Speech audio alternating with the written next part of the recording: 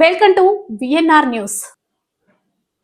ప్రభుత్వ భూమి కనబడితే కన్ను వేయడం, కబ్జా చేయడం, అడ్డు వస్తే బెదిరించడం ఇది గతంలో జరిగిన వాస్తవాలు. అయితే అదే విధానాన్ని ఇప్పుడు కొనసాగించాలని అనుకోవడం, అదే రీతిలో ఉండటంతో వారి ఆటలకు రెవెన్యూ యంత్రాంగం అడ్డుకట్ట వేయడం జరుగుతున్నది.